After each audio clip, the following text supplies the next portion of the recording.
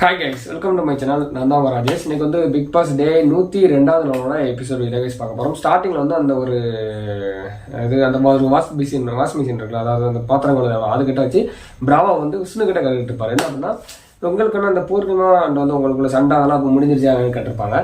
அந்த உடனே நிறையா, அதாவது நீங்கள் அவங்கள யூஸ் பண்ணிக்கிட்டீங்க அப்படின்னு சொல்லிட்டு பூர்ணிமா சொன்னது வச்சது அதெல்லாம் வந்து என்னாச்சு முடிஞ்சா அப்படின்னு கேட்கும்போது விஷ்ணு அவரோட எக்ஸ்பிளனேஷன் அவர் கொடுப்பாரு கைஸ். அதாவது வந்து மாயா ஒரு இன்சிடென்ட், அதாவது அர்ச்சனாவுக்கும் விஷ்ணுவுக்கும் அந்த சண்டையில் வந்து அவங்க ஃப்ரெண்டாக இருந்தாங்க அப்படின்னா என்னை வந்து தடுத்துருப்பாங்க அப்படின்றது நான் சொன்ன ஒரு வார்த்தையை கொண்டு வந்து அவங்க வந்து பிளைம் பண்ணாங்க அப்படின்னு சொல்லிட்டு ஒரு சில விஷயம்லாம் சொல்லியிருப்பாங்க.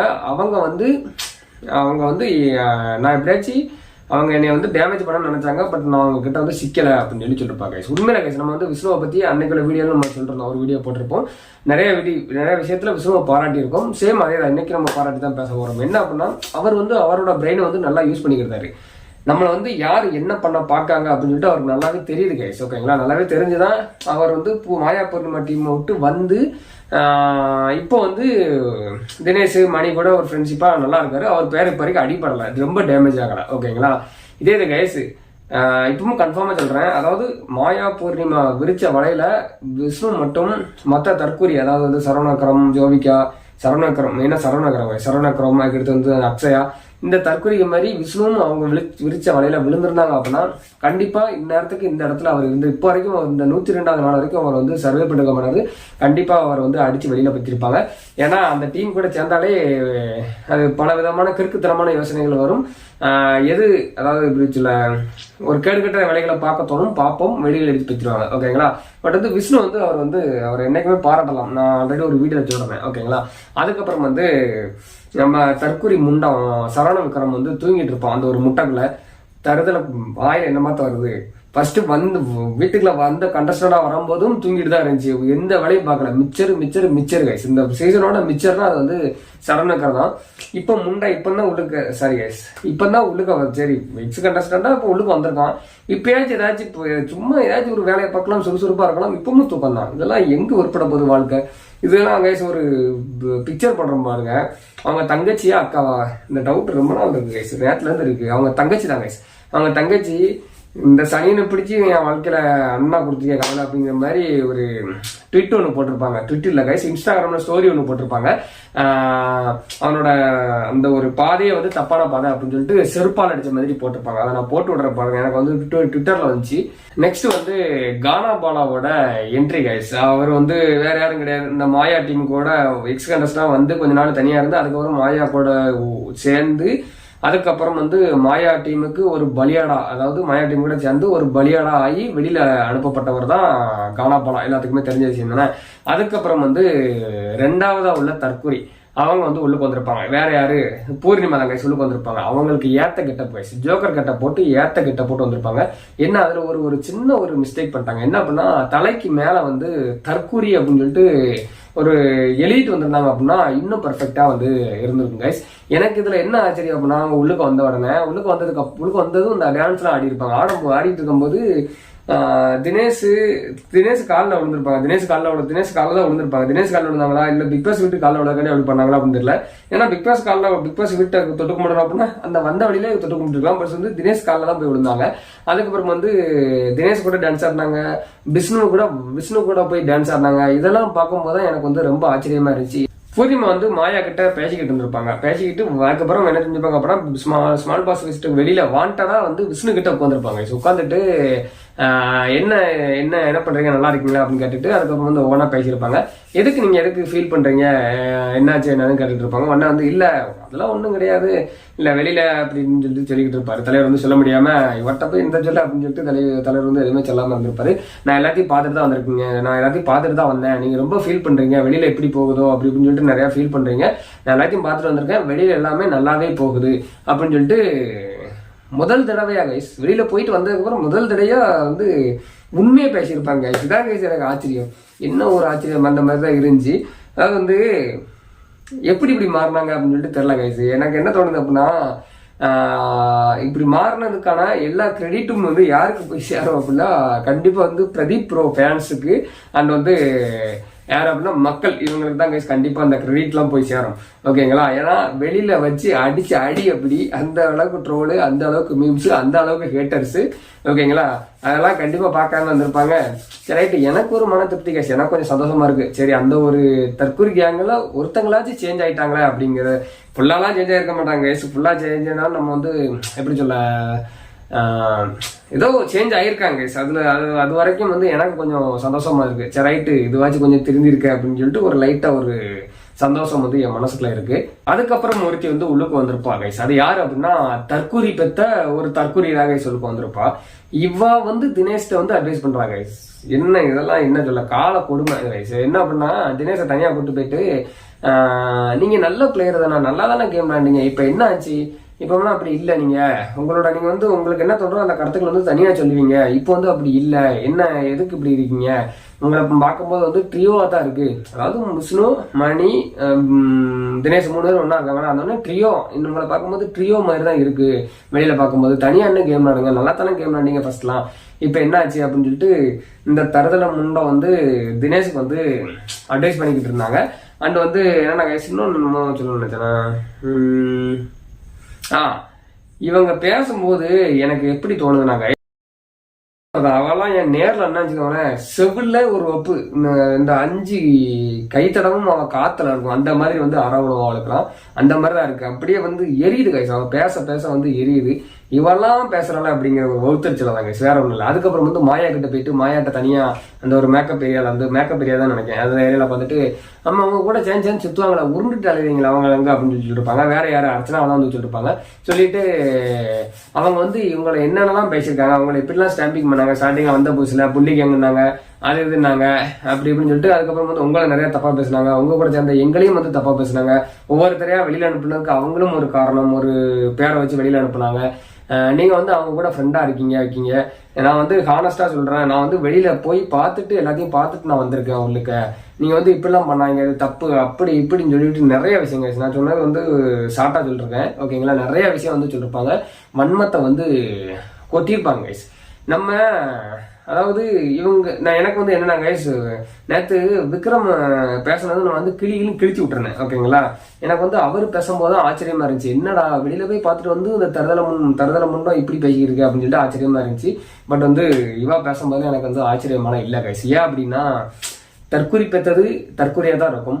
இவகிட்ட இருந்து நம்ம வேற என்னத்தை எக்ஸ்பெக்ட் பண்ண முடியும், வேற எதுவுமே எக்ஸ்பெக்ட் பண்ண முடியாது. இவ வந்தா இதுதான் நடக்கும், இவ வந்தா இப்படிதான் பேசுவா அப்படின்னு சொல்லிட்டு நமக்கு நல்லாவே தெரியும், ஏன்னா அந்த அளவுக்கு தற்கொலை. ஓகேங்களா? அண்ட் வந்து என்னென்ன கைஸ், இவளுக்கு எதுக்கு வந்து இவ்வளவு தூரத்துக்கு வன்மம் அப்படின்னா, எனக்கு தெரிஞ்சு கைஸ் என்ன அப்படின்னா, அதாவது வந்து நம்ம வந்து இந்த பிக் பாஸ் வந்து பண்ண முடியாதத அவ வந்து பண்ணிட்டாளே, அர்ச்சனா வந்து பண்ணிட்டாளே, நம்மளால வந்து மக்கள் மத்தியில வந்து ஃபேமஸ் ஆக முடியலையே, பட் அவ வந்து வைல்டு கார்டா வந்து பாதி நாளுக்கு அப்புறம் வந்து இப்போ வந்து இவ்வளவு தூரத்துக்கு ஃபேமஸ் ஆயிட்டா, இப்ப டைட்டிலும் அடிக்க போறா அப்படின்னு சொல்லிட்டு சொல்ல அப்படிங்கிற ஒரு உள்ளுக்கு இருக்க வன்மத்தை வந்து அப்படியே கூட்டி தள்ளியிருப்பாங்க கைஸ். அண்ட் வந்து இன்னொரு விஷயம் என்னன்னா, அதாவது வனிதா வந்து ட்ரைனிங் கொடுத்து தான் உள்ளுக்கு அனுப்பியிருக்காங்க. சரவணாக்கிரம், அனன்யா இவங்களுக்குலாம் வந்து ட்ரைனிங் கொடுத்தா உள்ளுக்கு அனுப்பியிருக்காங்க. அப்படி வனிதா வந்து ட்ரைனிங் கொடுத்த அவங்களே வந்து இப்படிலாம் வந்து பண்ணும்போது, வனிதா பெத்த தற்கூரி தான் வந்து வனிதா தற்கூரி வனிதா பெத்த இன்னொரு தற்கூரி தான் வந்து சோபிகா. மற்றவங்களே வந்து வனிதா பேச்சை கேட்டுட்டு ஆடும்போது, சரிங்களா, சொந்த தற்கூரி அம்மா, சரி கைஸ் அவங்கள அம்மா சொல்லக்கூட, அம்மாங்கிறது வந்து ஒரு நல்ல வார்த்தை. ஸோ வந்து சொந்த அவங்க வனிதா சொல்லும் போது, சொந்த அம்மா அது எப்படி சொல்லணும்னு புரியலையா, மற்றவங்களே இப்படி பேசும்போது வந்து வனிதா வந்து பேசுறது நம்ம வந்து ரொம்ப ஆச்சரியப்படுறதுக்குலாம் எதுவுமே கிடையாது. ஓகேங்களா? மற்றவங்களே இப்படி பேசும்போது அவளோட மவா எப்படி பேசுவா, இப்படிதான் இருப்பா, அவளோட கேரக்டரும் இப்படி சீப்பா தான் இருக்கும். இவளுக்கு என்னன்னா கைஸ், அதாவது வந்து படிக்க தெரியாத ஒரு முட்டாள் தண்டம், படிப்பே இல்லைங்க. படிச்சாதான் வந்து யாருக்கிட்ட எப்படி பேசணும், மரியாதையா பேசணும், ஃபர்ஸ்ட் நம்மளோட வயசுல மூத்தவங்கிட்ட வந்து மரியாதை பேசணும் அப்படிங்கிற ஒரு அறிவு இருக்கும். இதுதான் படிக்கவே இல்லை, அப்புறம் எங்க அறிவு இருக்கும். ஒரு சில பேர் படிக்காம இருப்பாங்க, ஆனா அவங்களுக்கு அந்த அறிவு உண்டு. என்ன பண்ணா அவங்க வந்து அவங்களோட வளர்ப்பு அப்படி இருக்கும், நல்லா இருக்கும். ஒரு சின்ன தப்பு பண்ணாலும் சரி, வீட்டுல வந்து செருப்பை கழட்டி அடி பிச்சிருப்பாங்க. அதனால அவங்க வளர்ப்பு வந்து நல்லதா இருந்திருக்கும். நிறைய நல்ல விஷயத்தங்க சொல்லி கொடுத்துருப்பாங்க. அவங்களோட பெற்றோர் வந்து நேர்மையா இருந்திருப்பாங்க. அதனால வந்து அவங்க வந்து படிக்காம கூட அவங்க வந்து இப்படி இருக்கணும் அப்படின்னு சொல்லிட்டு அவங்க வந்து நியாயமா இருப்பாங்க. பட் இதுக்கு அப்படி இல்லை, படிப்பும் கிடையாது அண்ட் வந்து வீட்டில் வளர்ப்பும் சரியில்லை, எதுவும் சரியில்லை. பட் இதோட கேரக்டர் அப்புறம் எப்படி இருக்கும், இப்படி ஒரு சில்லறத்தனமாக தான் வந்து இவளோட கேரக்டரும் வந்து இருக்கும். அதுக்கப்புறம் வந்து இந்த தற்கொலை ஜோவிகா சொன்ன ஒரு மிகப்பெரிய காமெடி கைஸ் என்ன அப்படின்னா, மாயா கிட்ட சொல்லிருப்பாங்க, அதாவது வந்து நீங்க மட்டும் இல்லை அப்படின்னா இந்த சீசனே வந்து டோட்டல் வேஸ்ட் அப்படின்னு சொல்லிட்டு ஒரு காமெடி ஒன்று பண்ணி தள்ளிருப்பாங்க. அதாவது கைஸ் என்ன அப்படின்னா, இந்த மாயா பூர்ணிமா இவங்க 2 பேரும் மட்டும் இந்த ஷோல வந்து வராம இருந்திருந்தாங்க அப்படின்னா இந்த ஷோவே வந்து நல்லா இருந்திருக்கும். இவங்க வந்ததாலதான் அந்த ஷோவே வந்து டாக்ஸிக்கா மாறின காரணம், மெயின் ரீசன் வந்து மாயா, அதுக்கப்புறம் வந்து பூர்ணிமா, இவங்க 2 பேரும் தான். ஓகேங்களா. அதுக்கப்புறம் இந்த அல்லற சில்லறைகள்லாம் இருக்குல்ல, யாரு ஜோவிகா, அதுக்கப்புறம் வந்து இந்த தற்குறி முண்டம் சரவணபுரம், இன்னொன்று வந்து மண்டையில மூளை இல்லாத அக்ஷயா, அனன்யா, அதுக்கப்புறம் வந்து நிக்சனு, அதுக்கப்புறம் வந்து இந்த மாதிரி சில்லறைகள்லாம் இருக்க போய் தான் மக்கள் வந்து இந்த ஒரு சீசனை வந்து ரொம்ப மன உளைச்சலோட, ரொம்ப ஒரு எரிச்சலோட, கொஞ்சம் பேர் வந்து இந்த சீசனே பார்க்காம விட்டது காரணமே வந்து இந்த சில்லறைகள்லாம் இருந்த ஒரே ரீசன் தான். இல்லை அப்படின்னா மற்ற சீசன் மாதிரி இந்த சீசனும் ஏதாச்சும் ஒரு நல்ல பெயர் வந்து எடுத்திருக்கும். பட் வந்து அதுக்கு அந்த பெயர் எடுக்காத காரணம் வந்து அந்த 2 டாக்ஸிக்கும் அண்ட் வந்து இந்த சில்லறைகள் தான் வந்து மெயின் காரணம். அண்ட் வந்து ஜோவிகா வந்து மாயா கிட்ட சொல்லிருப்பாங்க, அர்ச்சனா வந்து மாயா கிட்ட வந்து சாரி கேட்கணும், இதை நீ சும்மா விட்டுறாத, அவங்ககிட்ட வந்து சாரி கேட்கணும், அவங்களோட தப்பை வந்து ரியலைஸ் பண்ணி அவங்ககிட்ட சாரி கேட்கணும், அவங்ககிட்ட சாரி கேட்கணும் அப்படின்னு இருப்பாங்க. உடனே இந்த மாயாவும் வந்து அர்ச்சனாவை தனியாக பெட்ரூம்குள்ள கூட்டு போயிட்டு அண்ட் வந்து நீங்க வந்து எதுக்கு வந்து இப்போ வந்து எங்கூட சேர்றீங்க, நீங்க வந்து இதுக்கு முன்னாடி தான் நீ வந்து புள்ளி அப்படின்னு சொல்லிட்டு சொன்னீங்க, புள்ளி பண்ற அப்படின்னு சொல்லிட்டு சொன்னீங்க. பட் வந்து இப்போ வந்து நீங்க வந்து என்னை வந்து ட்ரஸ்ட் பண்ணுறீங்க, என்னை லவ் பண்றீங்க, என் கூட ஃப்ரெண்டா சேரணும்னு நினைக்கிறீங்க, ஃப்ரெண்டா சேரதுக்கு ட்ரை பண்றீங்க, என் கூட சேர்ந்து சுத்துறீங்க அண்ட் வந்து என் கூட ஒன்னா பெட்ல படுக்கிறீங்க, இதெல்லாம் எதுக்கு நீங்க வந்து பண்றீங்க அப்படின்னு சொல்லிட்டு இன்னமும் இவ வந்து நல்லவா மாதிரி பேசியிருப்பாங்க. கடைசியில் சொல்லிட்டா கைஸ், யாரும் மாயா சொல்லிருப்பா, என்ன சொல்லிருப்பா அப்படின்னா, நான் வந்து எது நியாயமோ அதுக்காண்டி நான் வந்து கண்டிப்பா லாஸ்ட் வரைக்கும் கேட்பேன், நியாயம் கிடைக்கிறதுக்கு நான் வந்து கேட்பேன், நான் வந்து அதுக்காண்டி நான் வந்து போராடுவேன் அண்டு அப்படிலாம் சொல்லிருப்பா. வந்து கடைசியில் என்ன சொல்லிட்டா அப்படின்னா, நீங்க பண்ணது எல்லாமே தப்பு, நான் பண்ணதெல்லாம் கரெக்ட் தான் அப்படின்னு சொல்லிட்டா கைஸ் கடைசியில. அதாவது வந்து இதெல்லாம் அர்ச்சனாக்கு தேவைதான். ஏன் அப்படின்னா, நம்ம வந்து அர்ச்சனா வந்து மாயா கூட சேர ஸ்டார்ட் பண்ணும் போதே, மாயா பூர்ணிமா இருக்கும் போதே அர்ச்சனா வந்து சேர ஸ்டார்ட் பண்ணிருப்பாங்க. ஓகேங்களா. அதுக்காண்டி அர்ச்சனா மேலே நம்ம வந்து தப்பு சொல்ல முடியாது. ஏன்னா அதுக்கு முன்னாடியே வந்து பூர்ணிமாவும் மாயாவும் வந்து அர்ச்சனா கிட்ட வந்து பேசறதுக்கு, ஃப்ரெண்டாவதுக்கு நிறைய ட்ரை பண்ணிருப்பாங்க, பேசியிருப்பாங்க. ஸோ ஓகேங்களா. அதுக்கப்புறம் தான் அர்ச்சனாவும் சரி ரைட்டு, இன்னும் 4-5 நாள் தானே இருக்கு, சரி ரைட்டு பேசுவோம் அப்படின்னு சொல்லிட்டு தான் பேச ஆரம்பிச்சிருப்பாங்க. ஓகேங்களா. அப்பவே நம்ம ஒரு வீடியோல சொல்றோம், எதுக்கு அர்ச்சனா அதுக்கு தேவையில்லாத வேலை பார்க்காங்க, அந்த தற்கொலை டீம் அந்த முண்டாங்க கூட எதுக்கு சேருதாங்க, இவங்க யாருமே இல்லைன்னா அவங்க தனியா இருக்க முடியாது, எதுக்கு ஒரு ஃப்ரெண்ட்ஷிப் எதுக்கு தேடி போறாங்க, அதுவும் வந்து அவ்வளோ போய் ஒரு ஃப்ரெண்ட்ஷிப்பா ஏத்துக்கணும்னு சொல்லி போறாங்களே அப்படின்னு சொல்லிட்டு நம்ம அப்பவே வந்து அர்ச்சனா வந்து நம்ம திட்டி பேசியிருந்தோம். பட் வந்து அது பாத்தீங்களா, இப்போ வருங்க எங்க வரைக்கும் இழுது கொண்டு வந்து விட்டுருக்கு அப்படின்னு சொல்லிட்டு நீங்க பாத்திருப்பீங்க. இன்னைக்குள்ள எபிசோட பார்த்தா உங்களுக்கு வந்து தெரிஞ்சிருக்கும்.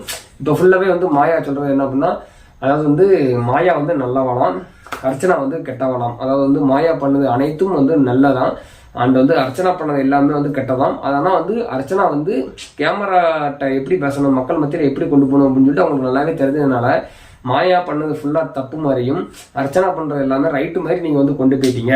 அவங்க பேசுறதே அப்படிதான் கைஸ் இருக்கு. அர்ச்சனா அப்படிதான் வந்து பேசியிருந்தாங்க, நீங்க இப்பெல்லாம் பண்ணிட்டீங்க அப்படின்னு சொல்லிட்டு இருப்பாங்க. கடைசியில அர்ச்சனாவும் வந்து சாரி கேட்டிருப்பாங்க. ஏன் எதுக்கு சாரி கேட்டீங்க என்ன சொல்ல கைஸ். எனக்கு வந்து அர்ச்சனாவை நினைக்க எனக்கு அப்படியே கோபம் தான் வருது. என்ன சொல்ல, அதாவது வந்து மணி கைஸ், மணி மாதிரி பதிலுக்கு பதில் வந்து செருப்பால் அடிச்ச மாதிரி பதில் கொடுத்துருக்கணும் அர்ச்சனா. ஓகேங்களா. எனக்கெல்லாம் நான் வந்து ரொம்ப எக்ஸ்பெக்ட் பண்ணேன், தனியாக கொண்டு போய் பேசும்போது இதெல்லாம் சொல்லும் போதே நான் நினைச்சேன், நீங்க வந்து அர்ச்சனா எப்படிலாம் சொல்றதுன்னா நல்லா இருந்திருக்கும், செம்ம கூஸ் பம்ஸா இருந்திருக்கும். இப்போ நீங்க என்ன சொல்றீங்க, நீங்க நல்லவா நான் கெட்டவான்னு சொல்ல வரீங்களா, அது வந்து மக்கள் முடிவு பண்ணிக்கிறட்டும் உங்ககிட்ட. அதாவது இத்தனை நாள் வரைக்கும் அப்போ வந்து என்கிட்ட பையா தான் பழகி இருக்கீங்களா, ஏன்னா விசித்திரா நாக்கப்படுற மாதிரி கேட்க மாதிரி அவங்ககிட்ட கேட்டிருக்கணும். இத்தனை நாள் என்கிட்ட அப்போ பையா தான் பழகுனீங்க, நீங்க அப்பவே சொல்லிருக்கலாமா அப்படின்னு சொல்லிட்டு கேட்டிருந்தாங்க. இல்லைங்களே, அதாவது அது எப்படி கேட்டிருந்தாங்க அப்படின்னா, எப்படி சொல்ல, விசித்திராட்ட கேட்ட மாதிரி கேட்கல, அது ஒரு எப்படி சொல்ல, ஒரு இதா கேட்டிருந்தாங்க. அது எப்படி சொல்லணும்னு தெரியல.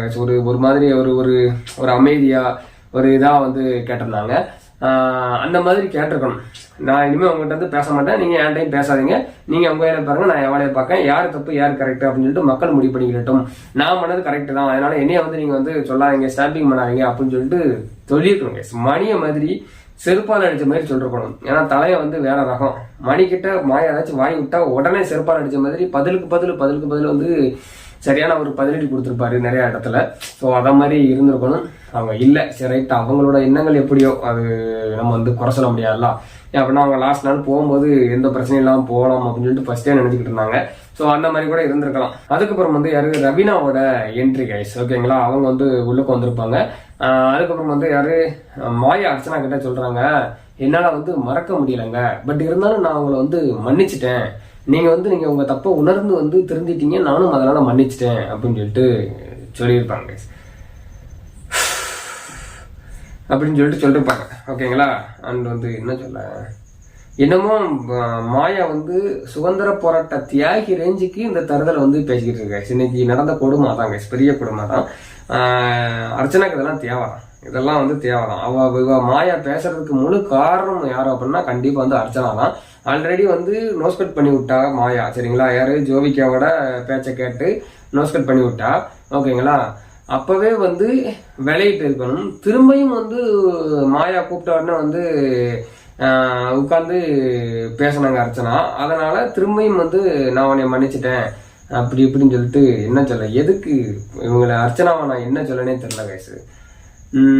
கண்டிப்பா வெளியில வந்துட்டு கண்டிப்பா நம்ம லாஸ்ட் 3 நாள் இருந்தது தப்பு தான் அப்படின்னு சொல்லிட்டு அவங்க ரியலைஸ் பண்ணுவாங்கன்னு நான் வந்து நம்புறேன். அதுக்கப்புறம் கைஸ் லாஸ்டா வந்து பிராவோ அர்ச்சனா 2 பேரும் வந்து கார்டன் ஏரியா இருக்குல்ல, அதுங்க வந்து அந்த சோஃபால உட்காந்துருப்பாங்க. உட்காந்துட்டு அர்ச்சனா வந்து நடந்தெல்லாம் சொல்லிருப்பாங்க. அந்த மாதிரி ஜோவிக்கு அந்த ஒரு தருதலை முண்டை வந்து வந்ததுக்கு அப்புறம் தான் வந்து இவங்க அந்த மாதிரி பேசினாங்க வச்சாங்க அப்படின்னு சொல்லிட்டு இவங்க நடந்ததை சொல்லிருப்பாங்க. அவங்களும் வந்து பிராவும் உண்மையிலேயே வந்து அவங்க வந்து பிராவோ வந்து ஒயில்கடா வந்தபோது கூட இந்த மாதிரி இல்லை, பட் வந்து இப்போ வந்து செம்மையாவே இருக்காரு, நல்லா பண்ணிக்கிட்டு இருக்காரு. சொல்லுக்கு வந்து எல்லாத்து கூடயும் வந்து காமா பேசுறது, அண்ட் வந்து அவங்க வன்மத்திலே வந்து புகஞ்சுக்கிட்டே இருக்கீங்க அப்படின்னு சொல்லிட்டு சொன்னதா இருக்கட்டும், அர்ச்சனாக்கு வந்து சப்போர்ட்டா அவங்க வந்து ரொம்ப டவுனா இருக்காங்க அப்படின்னு சொல்லிட்டு சப்போர்ட்டா இருக்கதா இருக்கட்டும், ரொம்ப வந்து செம்மையா பண்ணிக்கிட்டு இருக்காரு பிராவோ. என்ன சொல்லிருப்பாரு அப்படின்னா அருமையா கைஸ், வெளியில நடக்க விஷயத்த சொல்லியும் சொல்லாமலையும் வந்து அருமையா வந்து சொல்லிருப்பாரு. அதாவது வந்து வெளியில வந்து அவங்க ஒரு மாதிரி இருக்காங்க, அவங்க வந்து புள்ளி மாதிரி வெளியில வந்து மக்கள் எல்லாத்துக்குமே தெரியும் அவங்க யாரு அப்படின்னு சொல்லிட்டு மக்களுக்கு தெரியும். அண்ட் வந்து அவங்க பேசுனது அப்படியே எக்ஸாக்டா நல்லா சொல்ல முடியாது கைஸ், ஓகேங்களா. பட் இருந்தாலும் அவங்க வந்து என்ன பிராவோ வந்து அர்ச்சனா என்ன சொல்ல வந்தாங்க அப்படிங்கறத நான் உங்களுக்கு சொல்றேன், ஓகேங்களா. அந்த மாதிரி இருக்கும். அவங்களோட டீம் ஆளுக்கு உள்ளுக்கு வந்த உடனே அவங்களுக்கு வந்து தெரிஞ்சிருக்கும். அதாவது வந்து நம்மளோட கேரக்டர் வந்து வெளியில இப்படிதான் வந்து இருக்கு, அது வந்து எதனால இப்படி ஆணிச்சு, யார் உள்ளுக்கு வந்ததுனால இப்படி அந்த மாதிரி ஆணிச்சு அப்படின்னு சொல்லிட்டு அவங்களுக்கு தெரிஞ்சிருக்கும். கண்டிப்பா உள்ளுக்கு வந்து யாராச்சும் ஒருத்தவங்க, அதாவது பூர்ணிமா சொல்லிருக்கலாம், இல்லை அப்படின்னா ஜோவிகா சொல்லிருக்கலாம் அப்படின்னு சொல்லிட்டு பிராவும் கரெக்டா சொல்லிட்டாரு, ஓகேங்களா. 2 இடத்துல யாராச்சும் வச்சு சொல்லிருக்கலாம்.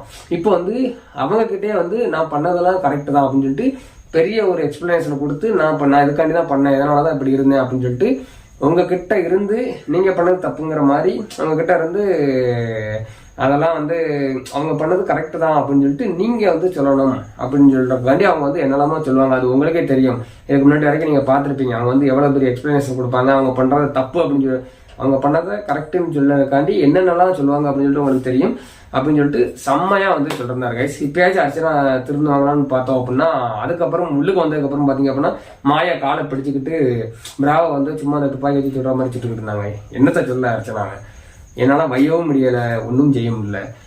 சரி ரைட்டு, ஏதோ ஒன்று கைஸ், இன்னும் ஒரு நாளோ 2 நாளோ தான் இருக்கு, பார்ப்போம் அர்ச்சனா எப்படி இருக்காங்கன்னு பார்ப்போம். அண்ட் வந்து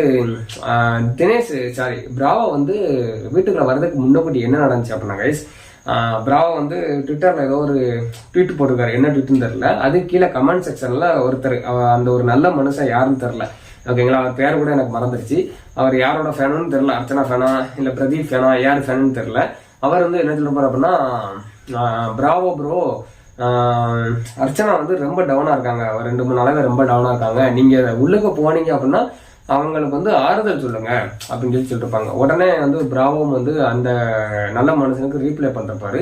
என்ன சொல்லிருப்பாரு அப்படின்னா, நான் உள்ளுக்க போனோம்னா கண்டிப்பா என்னால என்ன முடியுதோ நான் பண்றேன் அப்படின்னு சொல்லிருப்பாரு. சேம் அவர் சொன்ன வாக்கை வந்து நிறைவேற்றாரு. அவர் சொன்னது என்ன அப்படின்னா, என்னால என்ன முடியுமோ அதை பண்றேன்னு சொன்னாரு. பட் அதை விட பெட்டராகவே வந்து பிராவோ பண்ணிட்டாரு. கண்டிப்பா வந்து பிராவோ எப்படி சொல்ல, பிராவோ வந்து சொன்னதை செஞ்சுட்டாரு. ஓகேங்களா, அவ்வளவுதான் சொல்ல முடியும். அண்ட் வந்து அதுக்கடுத்து இன்னொரு விஷயம் கைஸ் என்ன அப்படின்னா, மாயாவோட பிஆர் டீம் கைஸ் எந்த அளவுக்கு கீழ்த்தரமா இறங்கி ஓட்டு கேட்க முடியுமோ அந்த அளவுக்கு இறங்கிட்டாங்க. இதுக்கு முன்னாடி வரைக்கும் உங்களுக்கு தெரியுது என்ன அப்படின்னா, அதாவது தமிழ்நாட்டை தவிர ஆந்திரா அண்ட் வந்து அந்த வடக்கன் சைட்ல இருந்தெல்லாம் வந்து அங்கே உள்ள பெரிய பெரிய ஆக்ட்ரஸ்லாம் வந்து துட்டு கொடுத்து அந்த போஸ்ட் போடுறது, அண்ட் வந்து ஓட்டுக்காண்டி அவங்களுக்கு துட்டு கொடுக்கறது, தலைக்கு 100 ரூபா வச்சுட்டு துட்டு கொடுக்குறது, 100 ரூபாயா 500 ரூபாய் எவ்வளோ வச்சு துட்டு கொடுக்கறது, அங்கே வச்சு ஓட்டு போடுறது, இந்த மாதிரி சொல்லிலாம் நடந்துச்சு.